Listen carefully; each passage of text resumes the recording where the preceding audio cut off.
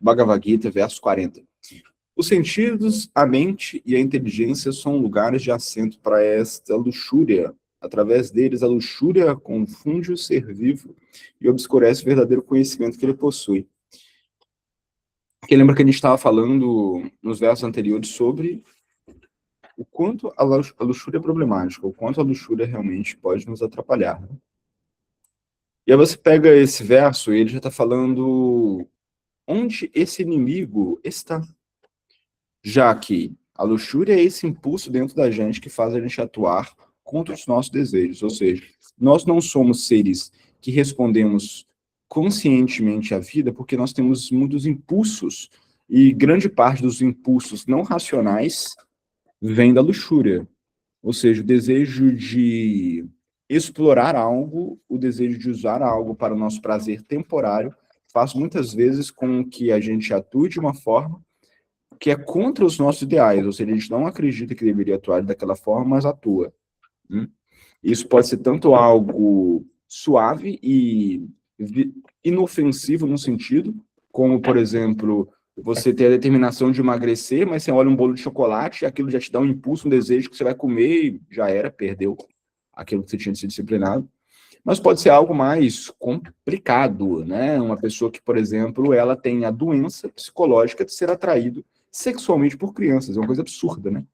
E a luxúria é aquilo que faz com que ela ceda aquele impulso e não tenha espaço para controlar racionalmente, que aquilo é uma coisa absurda, porque a maioria das pessoas sabem que isso é absurdo, só que não conseguem controlar aquele impulso sexual. Ou seja, a luxúria é um problema, sempre é um problema. Às vezes é um pequeno problema, às vezes é um grande problema, mas é um problema para todo mundo. E a gente não deveria estar confortável em saber que a luxúria pode nos arrastar. E a gente deve, na medida do possível, saber frear um pouco a luxúria. Não que isso vai ser feito de maneira totalmente artificial, ou seja, não vou desfrutar de nada mais, eu só vou fazer aquilo que eu acredito. Não, às vezes a gente vai ter que comer uma coisa gostosa, faz mal para a saúde, faz parte. Mas o ponto é que essa luxúria deve estar equilibrada, como a gente já falou. E agora que a gente já está falando, mas essa luxúria, ela não fica só nos seus sentidos. Porque, claro, a gente consegue perceber a luxúria nos nossos sentidos, né? Então, nosso paladar, ele quer sentir um sabor gostoso, mesmo se não faz bem para a saúde. Os nossos ouvidos, às vezes, querem escutar um funk, mesmo que isso não é tão favorável, né? Eu não gosto muito de funk, não. Mas vamos supor, a mente, ela quer escutar um sertanejo, talvez uma música lá que fala, sei lá, acho que tem sertanejo tranquilo, né? Mas tem sertanejo hoje em dia já que parece um funk, né? E a nossa mente, às vezes, o nosso ouvido, ele quer escutar isso. Não é o caso para todo mundo, mas algumas pessoas vivem isso. E às vezes os nossos olhos querem olhar que não é para olhar, entendeu? Que não faz bem ficar olhando. Você passa na frente da televisão na casa da sua tia, ela está assistindo da Atena, um tanto de tragédia, seu olho se direciona para aquilo, você não consegue tirar. Da Atena já não tem mais, né? Agora é outros caras, né? Mas você passa na frente da televisão, você olha, você não consegue sair daquilo. Porque isso é luxúria mesmo, entendeu?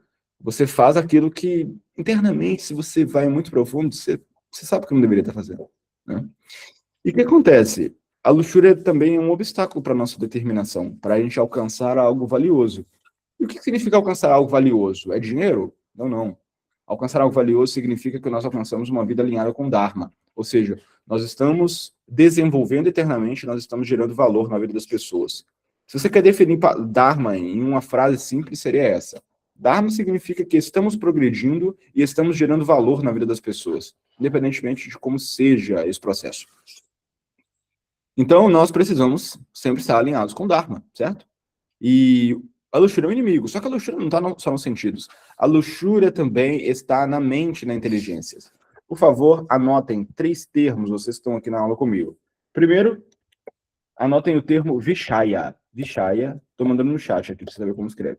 Vishaya significa sentidos. Aí depois anote Manas. Manas significa mente. Aí depois Buddhi, que é inteligência. Então, a luxúria, ela está não só nos sentidos, Vishaya, mas também está em Manas e em Buddhi. Manas, a nossa mente, não é o nosso cérebro. O cérebro é um órgão físico que, claro, tem uma conexão energética muito grande com a mente, porque a mente é astral. Quando uma pessoa morre e às vezes acontece ela virar espírito, ficar aí desencarnada e não receber um corpo imediatamente, o que está acontecendo ali? Não tem corpo, não tem átomos, não tem células. Porém, tem a alma, que permanece, e tem a mente. Por isso que tem uma forma, por isso que às vezes você vê um espírito, você vê, nossa, eu vi um espírito ali de um escravo. Mas você acha que ele é eternamente um escravo? Eternamente aquela alma é escrava? Não. Mas por que ele tem aquela forma de escravo ainda? Porque a mente ainda está identificada com aquilo. A mente está ali, entendeu? A mente está ali. E na realidade, a mente, ela é o nosso inimigo. No sentido de que, se nós não tivermos ferramenta para controlar a mente nos arrasta demais. Porque a mente, ela não calcula tanto o que é bom pra gente. A mente, ela só aceita o que parece confortável e rejeita o que é desconfortável. A função da mente é, pode anotar esse termo aqui, ó. Você tem que aprender isso aqui. Shankalpa Vikalpa. Essa é a natureza da mente. Shankalpa significa aceitar. Vikalpa significa rejeitar. Ou seja, a mente aceita algumas coisas, não que sejam boas, ela aceita porque é agradável, prazeroso. E a mente rejeita outras. Vikalpa. E a gente está sempre nesse processo, aceitando e rejeitando. Só que qual que é o problema disso? O problema disso é a luxúria. O problema disso é que muitas vezes a mente aceita o que não é bom, simplesmente porque ela está luxuriosa.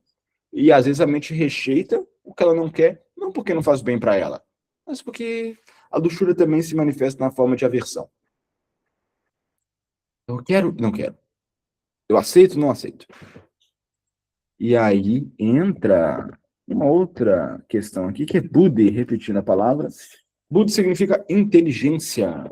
Inteligência. Você pode traduzir também como discernimento, discriminação. É aquilo que está dentro de você e calcula o que é bom, o que é ruim, independentemente das suas sensações de querer ou não querer.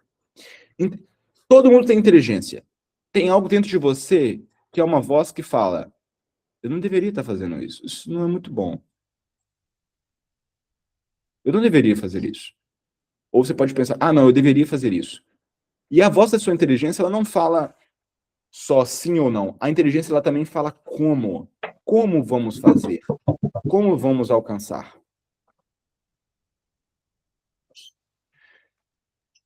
A nossa inteligência é o que faz com que nós não sejamos somente animais. Um animal não tem Buddha bem desenvolvido. O animal está seguindo impulsos. O animal segue instinto. Ele está seguindo quero e não quero. Ele está seguindo quero o carinho desse cara aí. É confortável para mim. É uma proteção e tudo, né? Mas Buda é aquilo dentro da gente que calcula, que discrimina. E na realidade, a luxúria também fica aí. Se você começa racionalmente a acreditar que o objetivo da sua vida é desfrutar e ter prazer, você começa a acreditar erroneamente que tudo é digno de ser buscado se te dá prazer. E aí já é uma questão racional, é mais problemático. Mas a luxúria também fica aí.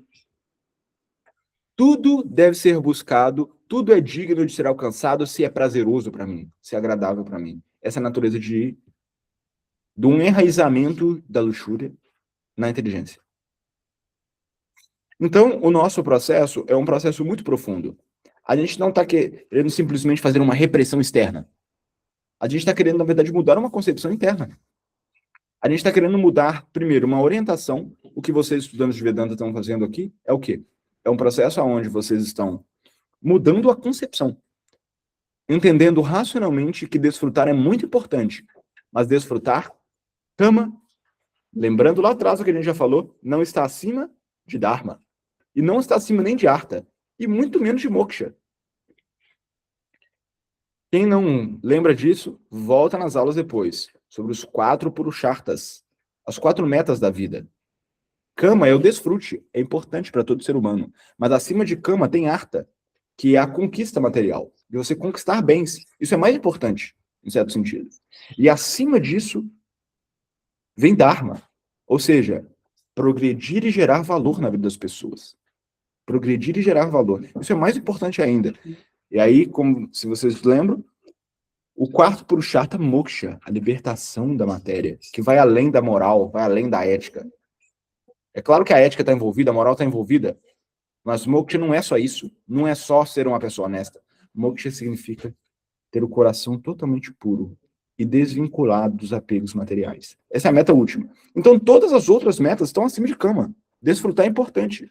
Mas vocês, estudantes de Vedanta, estão entendendo que Kama, dentro das 4 metas humanas, é a menos importante.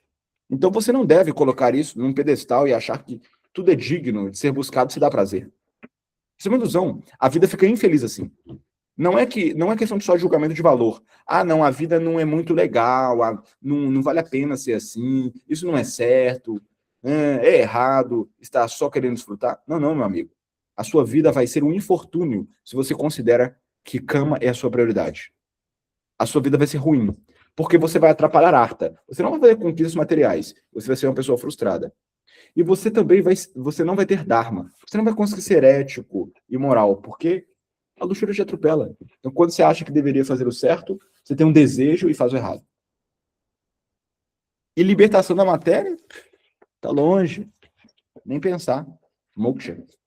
Ou seja, vocês, estudantes de Vedanta, estão colocando em Buddhi que desfrutar é sim importante. É uma meta humana. É um dos 4 Purusharthas, como a gente já falou. É uma das 4 metas humanas. Mas isso tem uma importância totalmente relativa. E essa mudança de concepção, você já está trabalhando esse enraizamento da luxúria na inteligência, que é o problema. Então, estamos fazendo isso. Mas você pensa, em relação à mente, como que funciona? Nós cantamos... Então, aí já não é só uma questão filosófica. Você pode estudar, você pode entender o que você quiser. Você mudou a sua inteligência. Mas e a sua mente? A sua mente que quer e não quer. E como vocês sabem, a sua inteligência que fala o que é bom, muitas vezes não consegue frear a sua mente. Não consegue frear os seus sentidos. A mente freia os sentidos. A mente sempre vai frear os sentidos. Então, se você freia a mente, você freia os sentidos. Mas frear a inteligência não é suficiente para frear a mente. Como é que você ajusta a inteligência? Como eu falei, estudando Vedanta, através de um ajuste filosófico. Porém, isso não é totalmente suficiente para controlar e frear a mente. É o primeiro passo. Mas para controlar e frear a mente, você precisa de ferramentas ritualísticas. Você precisa meditar, você precisa cantar mantras, você precisa ter uma prática contínua e rotineira para isso. Né?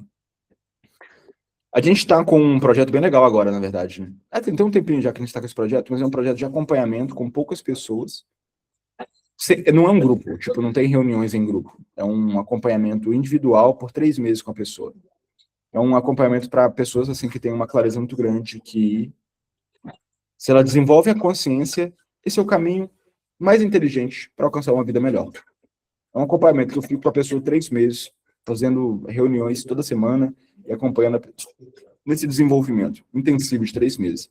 Para depois de 3 meses a pessoa sentir, nossa, a minha vida agora está mais fácil em todos os sentidos.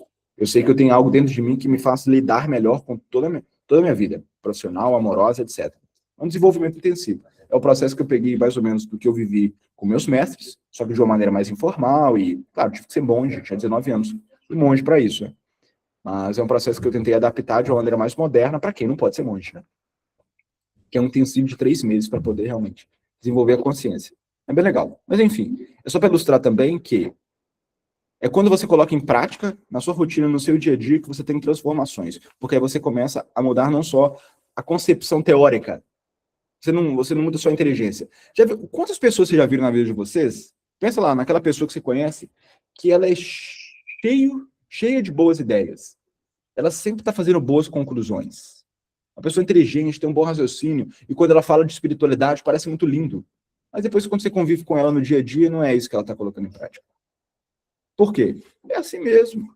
Uma coisa é acreditar, uma coisa é acreditar, discriminar e entender o que é melhor. Outra coisa é ter uma mente que não te faz mal.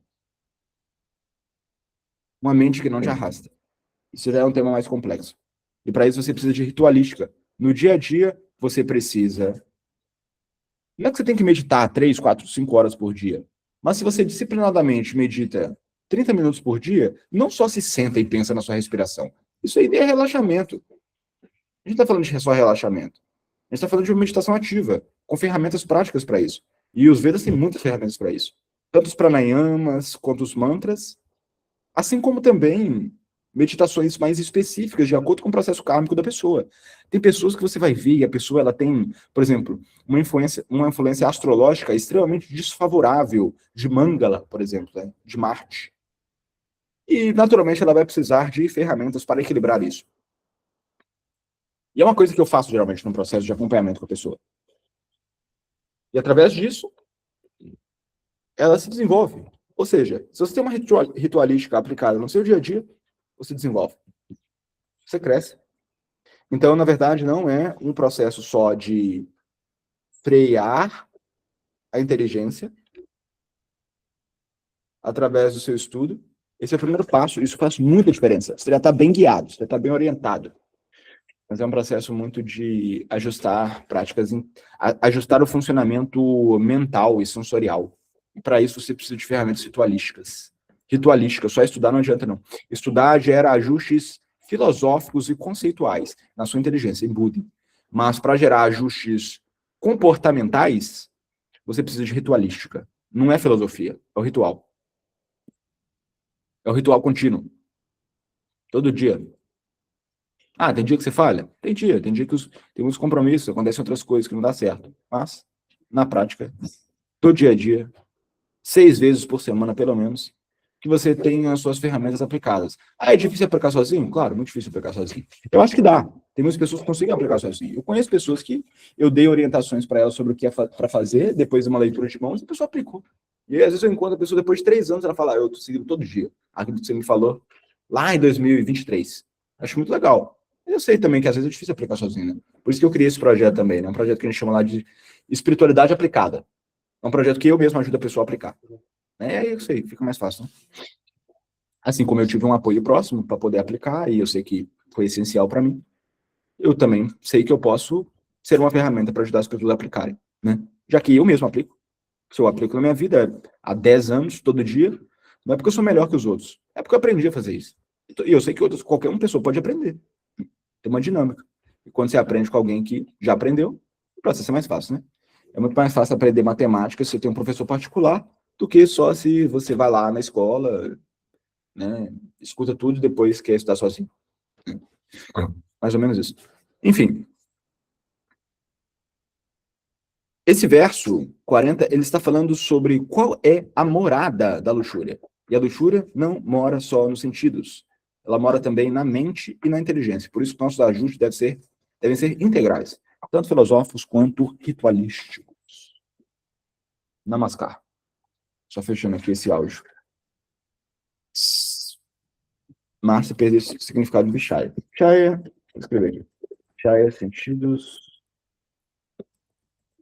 Pode falar, Jéssica. Bernardo, perdão, minha internet caiu bem numa hora que você falou assim, anota essas 3 palavras. Aí eu Acabei de caí. mandar. Acabou de mandar escrito? Obrigada. Mandei todas, na verdade. São 5 palavras agora. Se vocês não tiverem perguntas, eu vou pegar as perguntas que vocês mesmos mandaram no grupo. Se quiserem perguntar aqui, é prioridade para vocês, né? Já estão aqui. Mas senão eu vou pegar as perguntas que estão no grupo ali.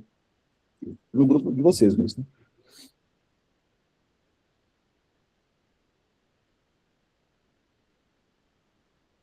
Pode falar, Elma.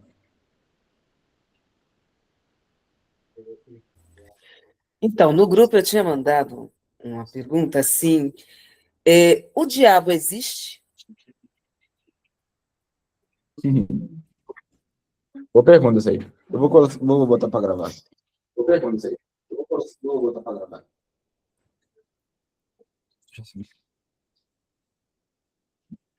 Mais um episódio de PremaCast, respondendo a pergunta de uma aluna. O diabo existe?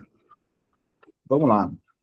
Olha, na concepção védica, não existe uma força antagônica a Deus.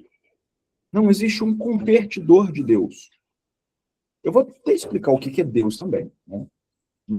Na concepção védica, não existe um cara vermelho que fica num reino de fogo e tem uma inimizade muito grande com Deus. Na verdade, não. Na concepção védica, se Deus, ou seja, se essa inteligência que está por trás de tudo é uma força absoluta, não existe possibilidade do poder dele ser arriscado, dele ser ameaçado por outra força.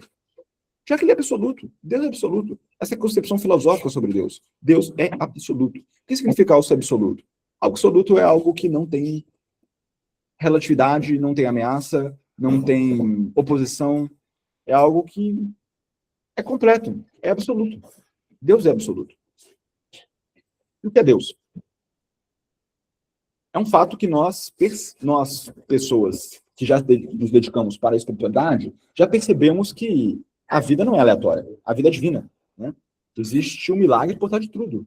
Por trás de tudo. Se você pensa no funcionamento fisiológico do seu corpo, fica muito óbvio que a existência é um milagre, né? Assim, a forma como funciona o seu coração, o seu fígado, né? Assim, cada órgão do seu corpo, toda a sincronia hormonal que existe dentro do seu corpo é perfeita para você funcionar. Né? Ou seja,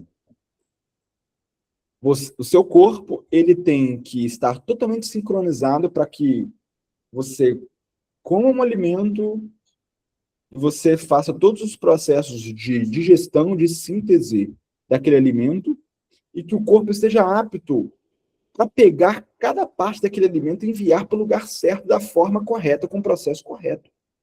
Existem bilhões de processos internos diferentes aqui. Existe uma complexidade muito grande no corpo. Isso é um milagre.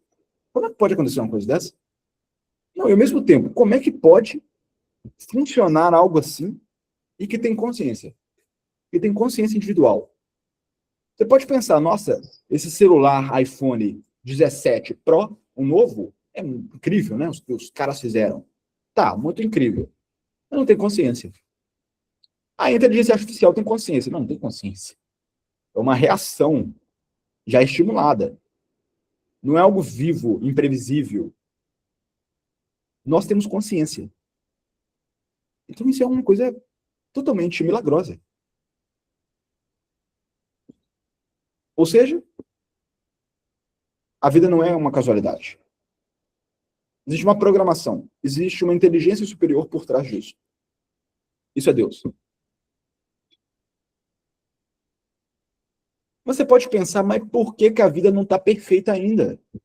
Se Deus é perfeito, se Deus é absoluto, por que tem sofrimento? Por que tem fome na África? Por que tem tiroteio na favela e bala perdida que mata as pessoas? Por que tem tanta injustiça? Por que tem crime? É o seguinte, existe o mundo espiritual, existe o mundo material. Quando eu falo mundo espiritual, eu não estou falando do plano dos desencarnados. O plano dos desencarnados é plano material. Tudo isso é matéria. Mas existe um plano espiritual. Muitas religiões têm propostas diferentes para isso, né? Os cristãos falam que você vai morar no reino de Deus. E tem propostas um pouco até subjetivas para isso. Nunca falam detalhes, né? É uma concepção meio abstrata. Ah, você vai morar com Deus e tal. E aí, o que você vai fazer lá? Deus faz o quê? Fica administrando no dia a dia? Fica tipo no computador assim, administrando o que acontece na Terra? Né? O que Deus faz no dia a dia? Ou fica só meditando? Nunca falam. Mas, na realidade, existem diversas propostas diferentes, né, para o reino de Deus. Mas existe um plano espiritual. Existem planos diferentes, é verdade, né? A concepção védica é que existe, sim, um reino de Deus. Existe, sim, um plano onde as almas não estão condicionadas. Você pensa assim, mas por que tanta pouca gente vai para lá, Bernardo? O tanto de alma que tem no mundo. Só encarnado como ser humano tem 7 bilhões de pessoas. Encarnado como ser humano. E os que estão encarnados como plantas? Como animais, como bactérias. E os que estão desencarnados. É gente demais, Bernardo. E talvez em outros sistemas planetários tem outros desencarnados. É muita gente. Os Vedas falam que se você divide a existência em 4, pega a existência, uma bola, uma pizza, corta em 4. O mundo material é 1/4. Ekapad Vibhuti, que chama isso. 1/4. O mundo espiritual são 3/4. Tripado e vibhuti. Ou seja, a gente é uma minoria. A gente é minoria. Nós estamos num hospital. Nós estamos no hospital da existência. Por que estamos no hospital? Porque estamos desenvolvendo, sendo curados. Essa é a concepção verdadeira. Outro dia eu vi um cristão falando, é um cara que é até, assim, um cara que, ele nem parece muito religioso, assim, externamente, né? Porque, assim, ele é empresário e tudo, mas eu vi, mas aí eu fui ver, ele é uma pessoa bem religiosa, cristã, e ele tá falando alguma coisa muito interessante, né? Que, às vezes as pessoas, elas têm a ilusão de pensar que vão ser felizes no mundo material. Ele falou, aí ele fala assim, né? Você nunca vai ser feliz no material. Você pode ser realizado e você pode sentir que a sua vida está alinhada. E isso que desejamos. A gente precisa se realizar e a gente precisa sentir que a nossa vida está alinhada. Alinhado significa que estamos de acordo com o Dharma. Estamos sempre progredindo internamente e externamente e estamos gerando valor na vida das pessoas. E isso é sim gratificante. Mas me fala qual pessoa que você conhece que está feliz, satisfeita nos últimos 6 meses. Todo dia, toda hora, todo minuto. Isso não existe. Aí ele explica, né? Ele explica. Isso não existe no mundo material, isso só existe no reino de Deus. Nós estamos aqui para desenvolver, para gerar valor, para crescer e para alcançar o reino de Deus, onde a felicidade é existente. E essa é a mesma concepção védica. Esse mundo material, a felicidade é periódica. Às vezes está muito legal, às vezes a gente está naquele estado de satisfação, nossa, que legal, deu certo tal coisa na minha vida, nossa, estou adorando esse momento, adoro esse lugar, nossa, eu adoro a vida é muito boa. A gente está assim. E às vezes não está assim. Esse momento passa sempre. E assim mesmo, amigo. A nossa vida ela não precisa ser feliz, realizada, totalmente satisfeita agora. Ela só precisa ser íntegra. Ela precisa gerar valor para você e para os outros. Porque a nossa felicidade ela está num outro plano de existência. E por que a gente não chega lá logo, Bernardo? Por que a gente tem que ficar nesse lugarzinho aqui, que as coisas são imperfeitas? Por que não estar no lugar que tem tudo de bom que tem aqui e não tem o de ruim? E tem coisas melhores ainda. Isso é muito espiritual. Você pode pensar, nossa, mas eu adoro o mundo material. Eu quero ficar aqui. Meu amigo, a mesma pessoa que... Sabe aquela pessoa que mora na rua e você pensa, você fala com ela, não, olha, eu vou colocar você para morar num lugar muito mais legal, entendeu? Sei lá, aquele pessoa que tá morando na rua, aí um parente dela reencontra ela, um parente que ficou muito rico, falou, cara, eu vou te dar uma vida melhor. Ela disse, não, eu gosto da rua, porque eu gosto dessa comida que tem aqui, desse lixo que eu acho, eu gosto dessas coisas. Aí a pessoa fala, mas, olha, tudo que você tem aqui, você tem lá também, entendeu? Você vai ter tudo lá. Né? Só que você não vai ter os problemas que você tem aqui na rua. Então, assim, tudo que você tem aqui no mundo material, você tem lá também. Você gosta do mundo material, lá no mundo espiritual tem tudo isso. Só que tem coisas melhores. Né? E, na realidade, nós estamos aqui por causa de um aspecto importantíssimo de vocês entenderem, que não é a concepção do diabo. É algo que se chama Maya. M-A-Y-A. Quem já estudou um pouco mais de Vedanta conhece esse termo Maya. Maya significa... Não vou botar acento, porque eu estou treinando os acentos nesse teclado chileno aqui. Não tem os acentos que eu gosto. Qual que você quer? Não, eu vou botar sem acento. Energia ilusória. Energia ilusória. Isso é Maia. Você fala, então existe capeta, Bernardo?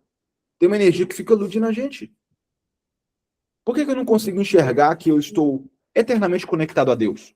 Por que eu não consigo enxergar que Deus está presente dentro de mim? Deus está presente dentro da minha vida. E minha meta deve ser essa devoção a Deus, essa entrega total a Deus.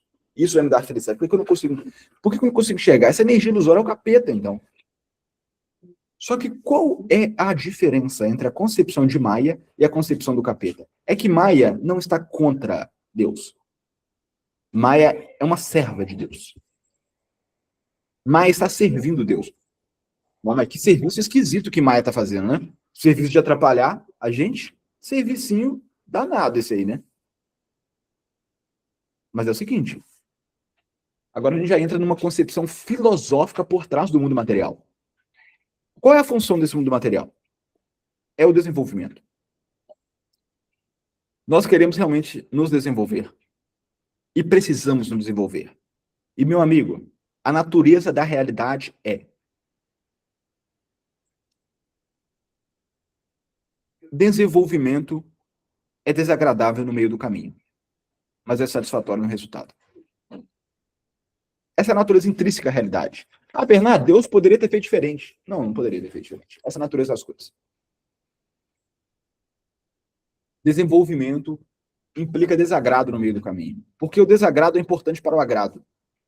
A escuridão é importante para a luz. Você fala, mas não podia ser mais rápido, então, Bernardo? Pelo amor de Deus, 100 anos, né? Vou viver aqui 80 anos. É tempo demais, tanta experiência. E ainda vou ter que nascer várias outras? Não é possível. É tempo demais.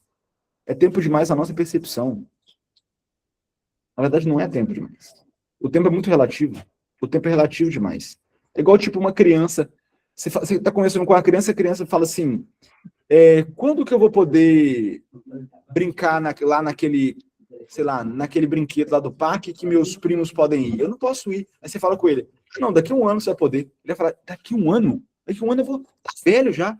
A criança vai falar, daqui a um ano? Eu não quero mais nada, não. Daqui a um ano nem sei o que vai acontecer daqui a um ano.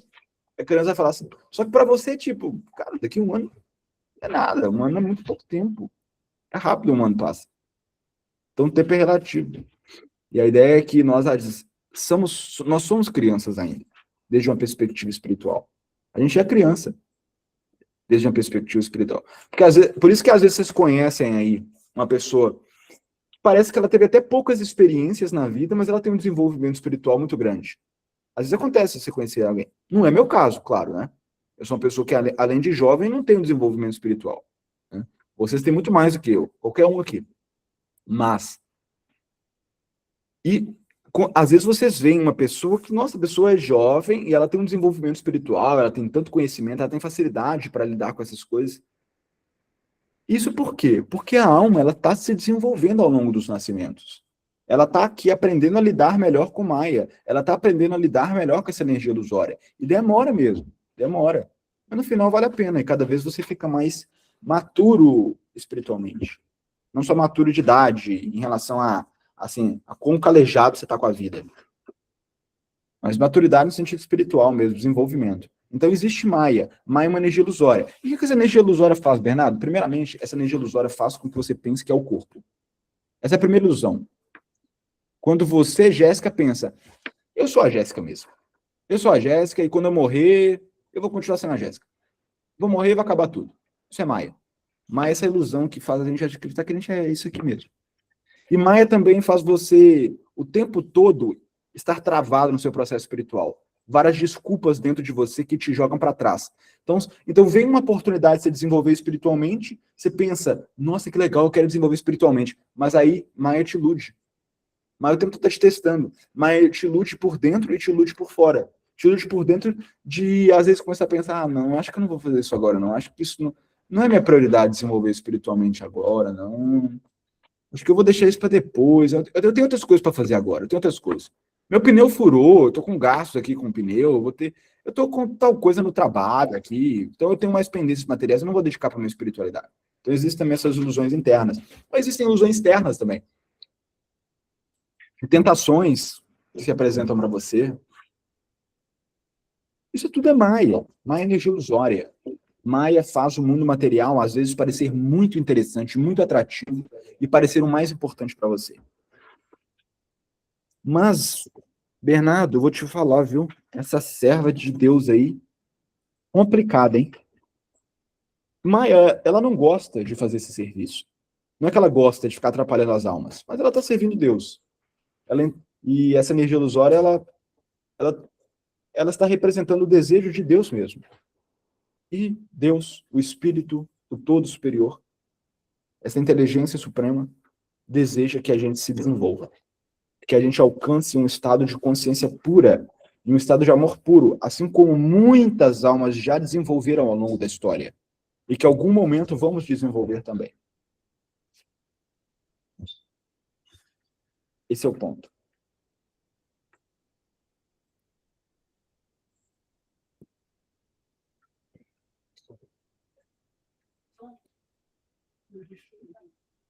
Tá ótimo, Al. Tá, faz sentido?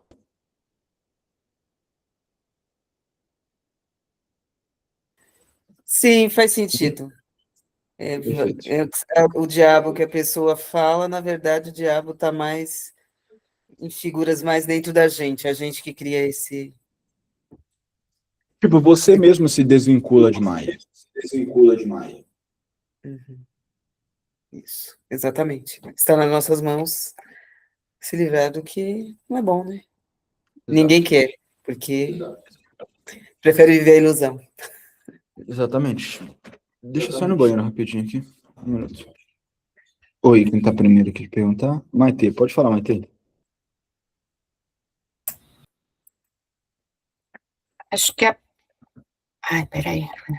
A primeira já respondeu, porque eu coloquei assim, na realidade, o inimigo, né, que a Elma falou do diabo, vamos pôr como inimigo, não é externo, e sim ele está naquilo que eu não consigo enxergar, dentro da minha ignorância interna. E aí você completou com o Maia, tá? Então, esclareceu. Aí a outra pergunta, quando a gente fala de forças internas com desejo e ignorância, isso é uma forma de dualidade ou apenas manifestações da mente? Repete, não entendi muito bem. Quando fala de forças internas como desejo e ignorância, eu tenho a dualidade ou manifestações da mente? Ou seja, existe uma dualidade? Vamos ser mais prática. Me explica melhor, por favor. Oi? Me explica de outro jeito, por favor, que eu ainda não entendi muito bem. Existe uma dualidade dentro do Vedanta ou é uma percepção da mente? Mas dualidade, qual sentido você diz? Você tem dia e noite, o bom e o ruim. Entendi. Existe. Com certeza existe uma dualidade. No sentido de que estar no mundo material é ruim. E estar no mundo espiritual é bom. Entende? Essa é uma concepção intrínseca. Ou seja, existe sim o bom e o ruim. Existe o caminho do Dharma, existe o caminho do Adharma. Porque se você pensa que não existe dualidade no mundo, e tudo, na verdade, é uma coisa só, e tudo não tem um propósito, sem julgar. Se as coisas não têm valor, independentemente de julgamento de valor, isso significa que entregar uma flor para alguém ou dar um tiro na cara de uma pessoa é a mesma coisa. Entende? Ou seja, tudo é a mesma coisa, porque no final o mundo é a mesma coisa, nada vai acontecer e tudo é muito aleatório, não existe dualidade de julgamento de valor. Na verdade, sim, existe o bom e o ruim, tanto desde uma perspectiva material, ou seja, existe o caminho do Dharma, existe o caminho do Adharma. O caminho do Dharma é quando você progride e quando você gera valor na vida das pessoas. E o caminho do Adharma, Adharma significa falta de Dharma, é o caminho onde você regride espiritualmente e você, em vez de gerar valor na vida das pessoas, você prejudica as pessoas. Então, isso é intrinsecamente ruim. É a natureza do caminho mesmo. E desde uma perspectiva mais profunda espiritual, estar no mundo material é ruim. Não que tipo é algo que você vai se culpar, mas é algo que você deve entender que precisa mudar. Estar no mundo espiritual não é uma coisa relativa, tipo, tem gente que gosta de estar no Brasil, tem gente que gosta de morar nos Estados Unidos. Não, não é assim.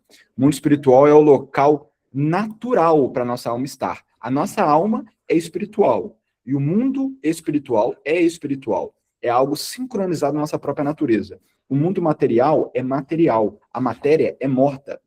A perspectiva do material é que tudo é consciente, tudo é vivo, tudo é alma, tudo é espírito. Ou seja, é algo sincronizado com a nossa própria natureza. Não é algo que tem um choque com a nossa natureza. A matéria é morta. E a matéria tem ego. No mundo material, o ego é algo material, entende? A matéria não significa só átomo. A matéria também significa elementos internos indesejáveis. O ego de você pensar, eu sou o centro das coisas, eu preciso lutar pelo aquilo que é bom para mim. E aí você tem várias pessoas do seu lado que também estão pensando a mesma coisa. O que você acha que vai acontecer? Dá problema, dá choque de interesse. Se não existe mais ego, não existe mais vínculo com a matéria. Ou seja, não, o ego é a raiz da matéria, a arrancara. E aí você já vai progredir para uma perspectiva espiritual da existência. Porque no mundo espiritual não existe ego. Ou seja, não existe nenhum fator conflitante. Tudo é harmônico. Ninguém está pensando, sou o centro. Todos estão pensando, sou circunferência. E existe um centro, que é Deus. Uhum. Agora, você colocou agora, Bernardo, que você pode regredir espiritualmente. Eu pensava que você podia ficar naquele ponto, não vai nem para frente nem para trás. Então, Sim. quando eu estou fazendo alguma coisa que eu não estou contribuindo para o outro, e nem para mim mesmo, eu regrido espiritualmente dentro do Vedanta? Hoje você tem um corpo humano. Isso é algo muito valorável. Como é o verso? Pravansu kalpansu guru sudurlabham guru karnadaram. É um verso que diz que esse mundo material realmente não é muito legal. E o corpo humano não é que é a melhor coisa do mundo. Porém, na realidade que nós estamos, ter um corpo humano é muito raro. E é algo que tem muito valor. Uhum. Se você tem esse corpo humano e você atua de uma maneira assim, uma maneira sem dharma, uma maneira adármica, a gente tem que estar só pensando em transcendência. Porque se você for pensar em moksha, transcendência, isso vai te jogar para cima. Mas o dharma, no mínimo, vai te deixar progredindo em nascimentos humanos. Você vai continuar nascendo como humano e nascendo em situações mais favoráveis, que uma hora vai te levar a moksha. O dharma se conduz a moksha também. Porém, se você atua sem dharma, você vai perder essa oportunidade de ter corpo humano. Você vai voltar a nascer como animal. Tá. Você vai voltar a nascer como animal, você vai ter um nascimento inferior. Ah, quer dizer que você nunca mais vai poder nascer como humano? Vai, quando seu karma for pagado ali naqueles nascimentos. Entendeu? Tá. Obrigada. E, Jéssica? Licença, eu acho que minha pergunta vai para um caminho diferente, assim. Estava refletindo essa questão de Krishna e Arjuna mesmo, né? Falando da luxúria. No caso, assim, como é que a gente percebe a diferença para identificar quando um sofrimento de fato está me gerando desenvolvimento espiritual ou quando ele é algo evitável e desnecessário e talvez não precise estar ali, né? Ou É talvez muito não um simples. sofrimento, um desafio. É muito simples. Aquilo que pode ser mudar, mude. Aquilo que dá para mudar. Aquilo que você pode mudar, mude. Você não precisa conscientemente optar por sofrer. Você vai sofrer de todo jeito. É igual meu mestre, uma vez, ele falou que ele estava se desvinculando de um grupo espiritual que não estava legal para ele, né? Não estava legal, estava tendo uns desvios, muita política ali dentro. E aí ele saiu. Aí uma pessoa foi falar com ele assim, mas por que você não fica aqui? Por que você não tolera essas coisas? Vai ser bom para o seu desenvolvimento de tolerância.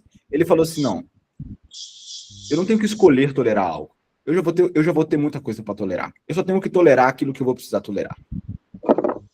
Não precisa escolher tolerar nada. Vai ter que tolerar de todo jeito. Mas aquilo que você não precisa tolerar, porque você pode evitar, evite. Bem simples, né? Mas nem tão simples assim. Não, exato. Meu mestre fala isso também, né? Vida espiritual significa bom senso.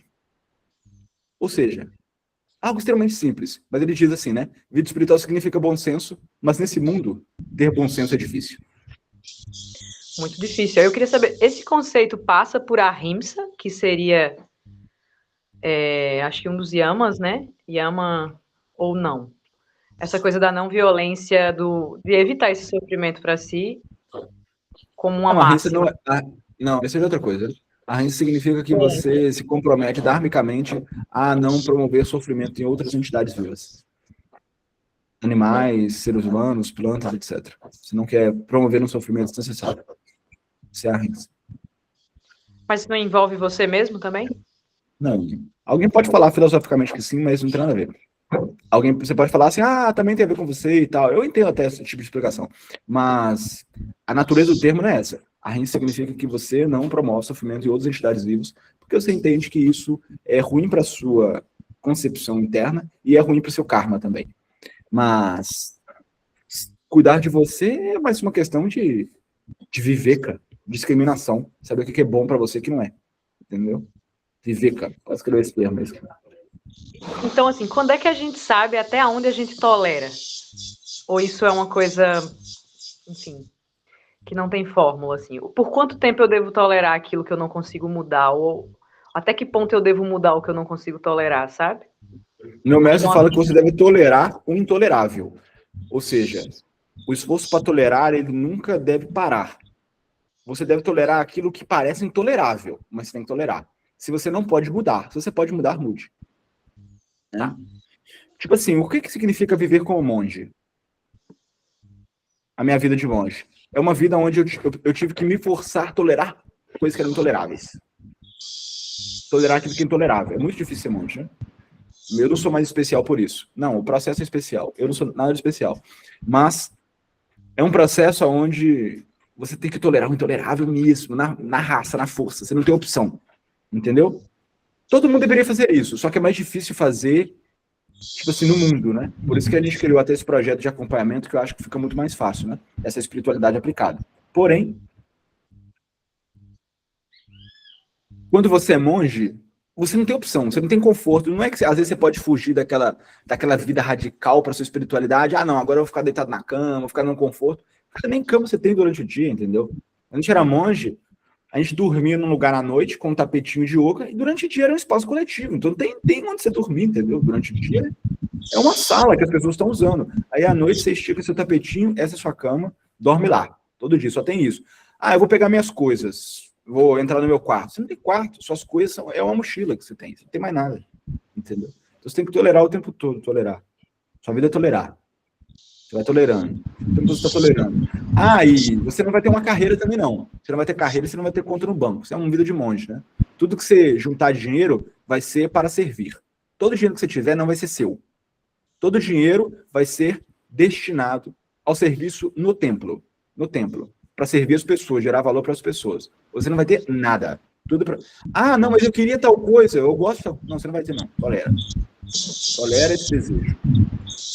E se você... Ah, você quer comer tal coisa gostosa? Não, você não vai comer, não. Você vai comer a comida que tem para todo mundo.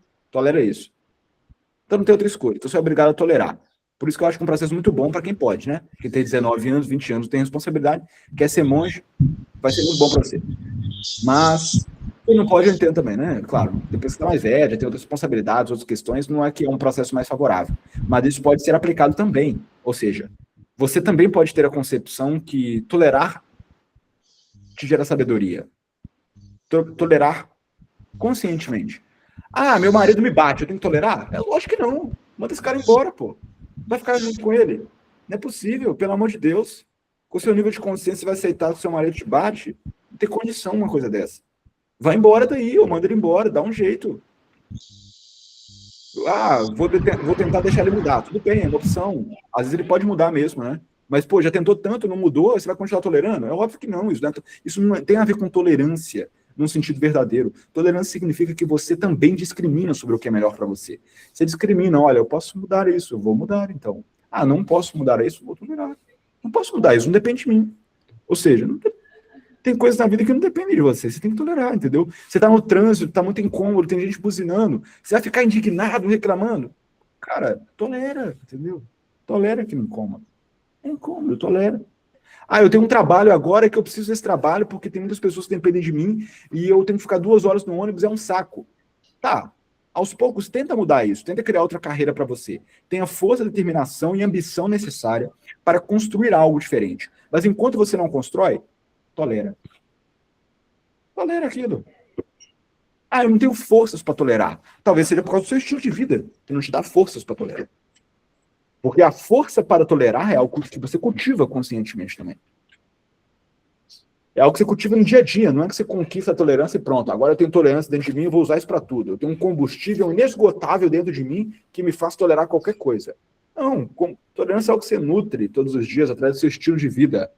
Aquilo que você come, aquilo que você pratica espiritualmente, o equilíbrio que você gera dentro de você através do seu autoconhecimento, tudo isso dá força para a sua tolerância. Tolerância é algo que você constrói. Pode construir qualquer coisa dentro de você.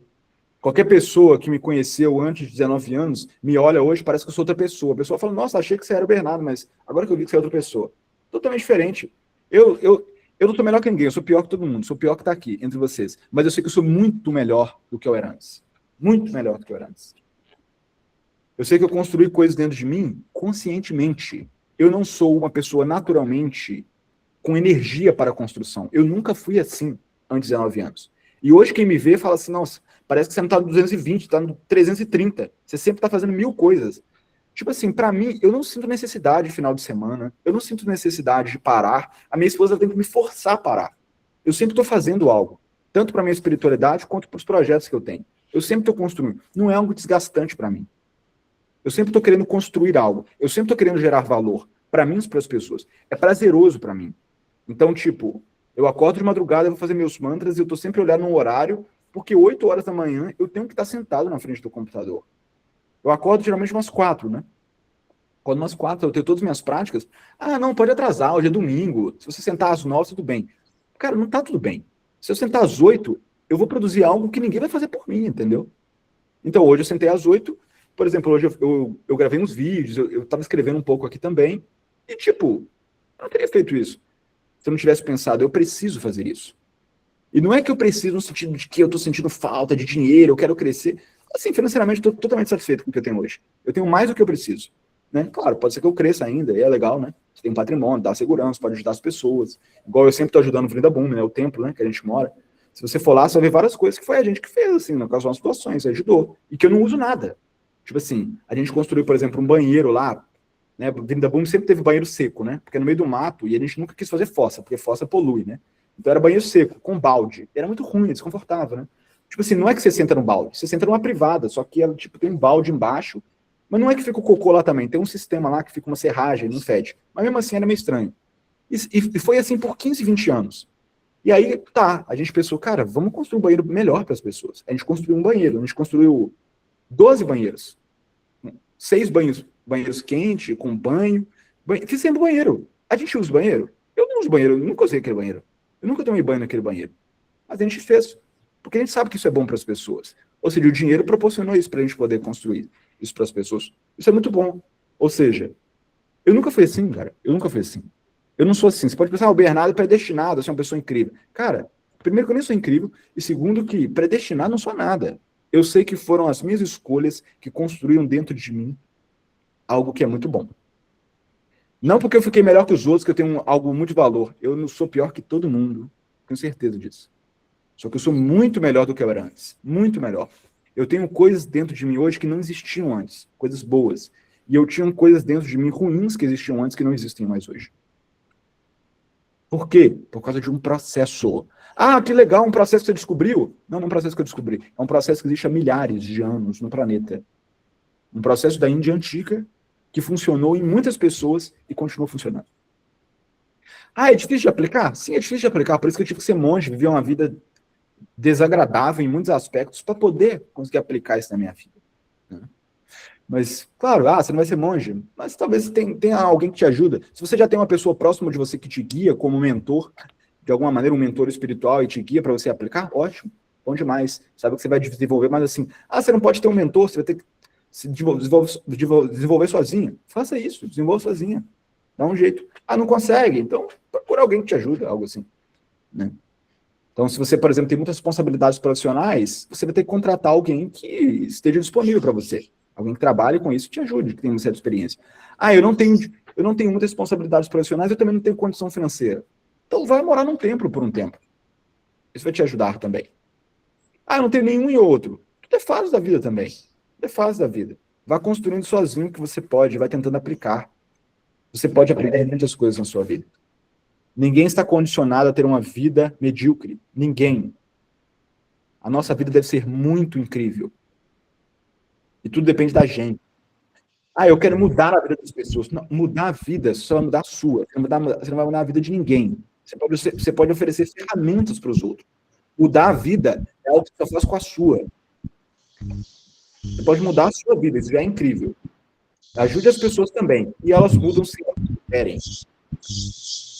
Enfim, tolerância é um dos fatores mais importantes na vida espiritual. Como a gente falou no verso lá atrás, matra espartas tu canteia, se fosse na sucado kadahá. Agapampainunitias tans titikshaspa bharata. Titikshaspa. Bharata, Krishna chamando Arjuna, né, de Bharata. Se você, meu grande amigo, quer se tornar um yogi, o primeiro passo para isso é a tolerância. Titikshaspa. Você tem que aprender a não fazer muita diferença entre o agrado e o desagrado. Você tem que aprender que nesse mundo existe inverno, existe verão. Por exemplo, para mim não é confortável estar com a jaqueta assim até o pescoço. Para mim não é, eu gosto de estar com uma blusa mais leve. Mas tá frio. Tá 10 graus aqui, agora de manhã. Tá frio. Tenho que me adaptar. E quando tiver calor, eu vou usar a roupa que tiver que usar. Da mesma maneira, quando tem sofrimento, se adapta. Cria uma mentalidade que aquilo é para você aprender, aquilo é para você tolerar. E quando tem felicidade, aproveita. E ao mesmo tempo não se apega não, porque vai passar, entendeu? Se adapta. Tem a mentalidade apropriada para viver a felicidade, aproveitar dela, aproveitar do agrado, com mentalidade prática e objetiva. Vou aproveitar desse agrado, é que eu vou ter medo da felicidade. Vou vivenciar isso, mas sem me apegar também. Porque ela passa. E o desagrado, eu não vou tentar fugir disso, do incômodo, de dukkha. Quem lembra desses termos aí? Dukkha, infelicidade. Então, são fatores variantes, é inverno e verão. Christian diz isso, né? Pra arte. Inverno e verão, meu amigo, são estações do ano. Infelicidade tem infelicidade. Você tem que tolerar isso. Se você quer ser um yogi. Ah, mas eu não quero ser um yogi, não. Eu quero morar na caverna. Krishna está falando. Meu querido, yoga não significa que você vai abandonar tudo externamente. Se você quer abandonar tudo externamente com um veículo para conquistas externas, ótimo. Mas o objetivo não é abandonar tudo externamente e morar numa caverna. O objetivo, na verdade, é fazer muitas conquistas internas. Isso é yoga. Yoga significa conexão. Que você quer se conectar com algo superior e se desconectar de padrões inferiores. Isso é yoga. E, na realidade, para isso acontecer, nós precisamos de tolerância. Tolerância. Bernardo, deixa eu só fazer um adicional, assim, mais uma pergunta que surgiu. No caso, assim, bem pensando em Arjuna mesmo, né? Desculpa, eu tô cheio de cigarro aqui perto, eu acho que deve estar um barulho meio ruim enquanto eu falo, né? Vou tentar falar rápido. De boa. Se você tá em um campo de batalha, né? Se você tá na sua batalha lá de Kurukshetra, não sei como fala direito, enfim. Isso mesmo. Você identifica que essa é uma batalha importante para a sua vida e de alguma forma faz parte do seu propósito lidar com esse conflito, ou com esse confronto, certo? Quando a gente se depara com confrontos assim, né? Eu me sinto bem Arjuna mesmo, assim, querendo correr, querendo. Mas quando a gente identifica que a gente tem que continuar, mas mesmo assim a gente se sente muito cansado desse constante conflito, né? E tentando realmente manter longe esses inimigos internos e a gente é confrontado não só externamente, mas internamente de muitas formas quando a gente entra, né, num confronto mesmo, né? Que, enfim, nem tô falando de um confronto que chega a ser físico, mas de um confronto que afeta fisicamente, de qualquer forma. Então, assim, eu sei que a gente tá apenas no verso 40, né? Tem muitos versos ainda, talvez seja uma certa ansiedade, mas como é que a gente descansa no meio disso? Como é que a gente identifica que essa batalha deve se continuar, sabe? Deve se tolerar ou deve se recolher? Eu sei que você falou simplesmente, o que der para mudar, mude. Mas tem algumas batalhas que não vão mudar do dia para a noite, né? Nós vamos morrer e elas vão continuar aqui. Dá um exemplo. Não sei. As batalhas que vão continuar aqui ou a minha batalha, assim? De batalhas que você está falando. Se eu tenho um confronto familiar, que ele é uma coisa assim que eu não posso necessariamente evitar, porque, né, enfim, não vou abandonar certas pessoas da minha família. É uma coisa que eu preciso lidar com, certo? Mas é uma coisa que muitas vezes me afeta, né, diretamente. Eu não vou mudar essas pessoas, né? Eu não vou mudar determinadas pessoas. Cada conflito deve ser lidado de uma maneira diferente. Isso é a mesma lógica das batalhas, né? Então, por exemplo, César, né, ele era muito famoso, né? Porque ele era inteligente nas batalhas.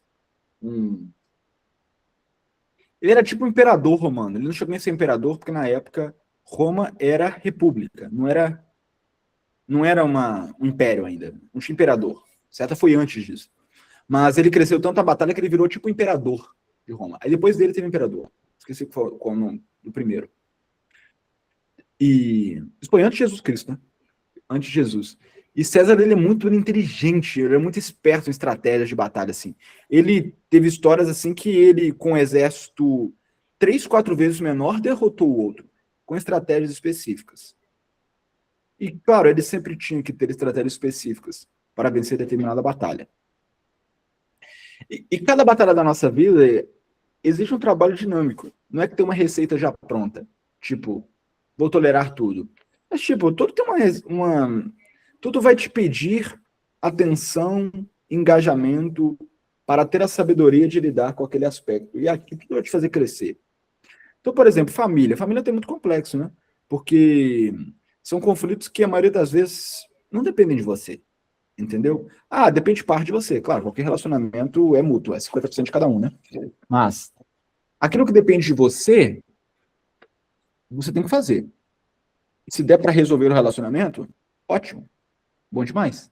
Resolva. Mas se não der, e aí? Você está aprisionada a viver um nó kármico que não dá para fugir? Não, na realidade, se você tem uma disposição interna de perdão, de compaixão, de compreensão, de não ter animosidade com a outra pessoa, mesmo se ela tem com você, você está cumprindo seu papel. Você está evoluindo. Aí, mas o relacionamento ainda não funciona. Poxa, não funciona porque não depende de você, entendeu? Aí você tem que tolerar. Poxa, mas é desagradável, eu tô fazendo tudo e a outra pessoa não tá. Tolera. É aí que você tolera, entendeu? Não é que você tolera reclamando, xingando a outra pessoa. Você se controla internamente. Mas você tolera aquilo que você gostaria que fosse, mas depende de você. Entendeu? Já seria um desapego também, né? Junto com isso. Sempre, Entendi. sempre desapego. Desapego não significa falta de amor. Desapego significa inteligência prática. Saber que você não pode se estressar e sobrecarregar com aquilo que não depende de você. Inteligência Mas prática. supondo que Arjuna em batalha vai ter que dar golpes, né? E aí, como lidar com o fato de que às vezes você precisa dar um golpe? Você, sei lá, você não quer, você é bondoso, mas você entende que se você não der um golpe, você não vai ceifar algo ruim da sua vida. Não, você não E pode aí? deixar as pessoas te prejudicarem. As pessoas não podem te prejudicarem. Elas podem não gostar de você, elas podem não te apreciar, elas podem não te reconhecer, você não pode controlar isso. Mas te prejudicar, não. Se elas estão te prejudicando, você deve lutar contra isso. Entendi. Gratidão. Essa frase fez toda a diferença para mim, então, agora. Tem mais alguma pessoa? Pode perguntar, Simone, aí depois eu vou fechar, porque... Pode falar. Desculpa, Bernardo, eu botei a mãozinha sem querer. Ah, tá, então tá bom. Então, beleza, pessoal. Então é isso. Vou cantar o manto pra gente finalizar. Tad Vishnu Paramam Padam Chaksuatatam Tad Viprayo Vipranavo Jupnasaha Sandati Vishnu Ya Paramam Padam Hare Krishna, Krishna Krishna, Hare Hare Hare Rama, Rama Rama, Hare Hare.